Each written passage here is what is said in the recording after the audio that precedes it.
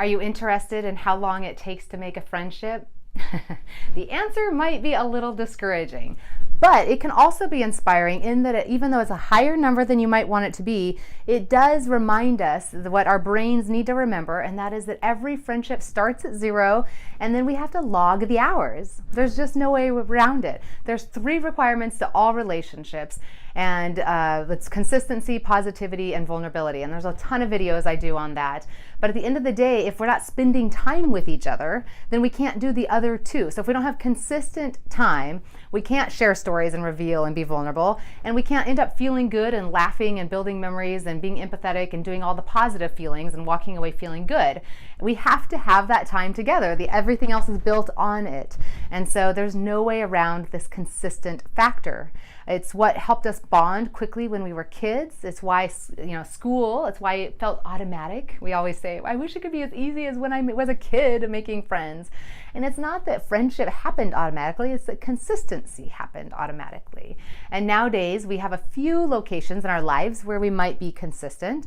And in the vast majority of places, we're having to initiate it and create it and schedule it and plan for it and carve it out of our calendars. So Jeffrey Hall out of the University of Kansas, he's a communications professor, did big studies on this, and here are the results. Drum roll.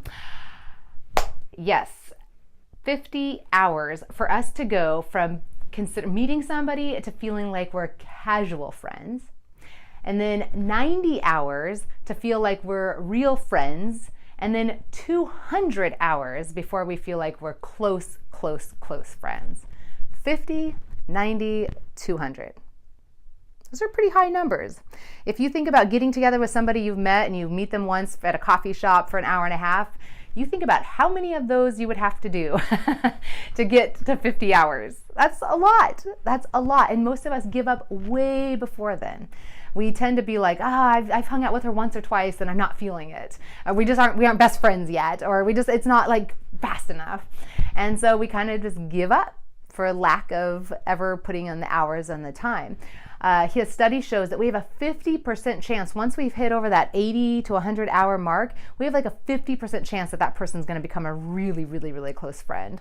And so it certainly increases our odds as we keep spending time with some people. Obviously, we can't put 50 hours into every person we meet, but you are going to have to identify some people and say yes enough and reach out enough and initiate enough and invite and plan and carve out that time.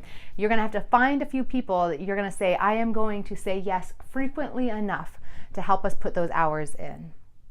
This is why sometimes it's so great to pick up relationships with people we've already put those hours in with on some level. We still have to maintain them in order to benefit from it. But this is why as adults it can be really tricky to build the intimacy. It can be done. It's not because we're adults that it can't happen. It's because we often don't log the hours in to get to that place.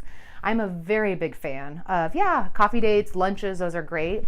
Go spend a day together. Go do something for the weekend. At some point, a weekend away is transformational to a friendship, even an overnight somewhere.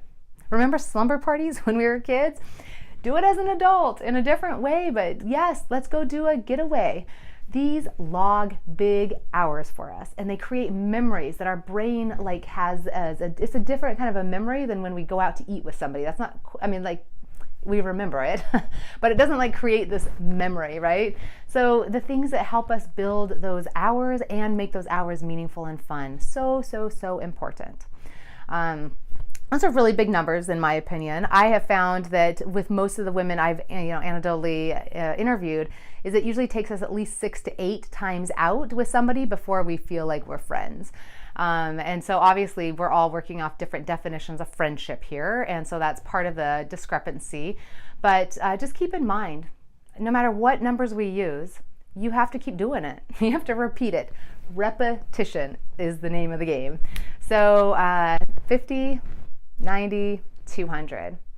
find a few people that you're willing to invest that kind of time with, and know that it's possible. And know that the more you spread those hours out and do an hour a month, the longer it's going to take. This is why I'm such a fan of like making a weekly small group or joining something that's consistent so that you're seeing each other daily, weekly. Like, get those hours in, like build some momentum, like log the hours as close together as possible. If you spread these babies out, it's going to take forever. And we want friends now. We don't want 3 years from now. So yes, it's going to take time, and we can't just snap our fingers and make it happen, but you do have a choice that it doesn't have to take 5 years, 10 years to get to those hours. Carve out the time. It's an investment that is so, so worth it. And the good news is, you know, on the back end that if you invest that time and you both share about your lives and you both add value and joy and positivity to each other's lives, it is going to work. So the hours are not going to be wasted. I promise. You can build a friendship. You can do this, but you've got to start with the time. Don't let it discourage you. Let it inspire you. Blessings.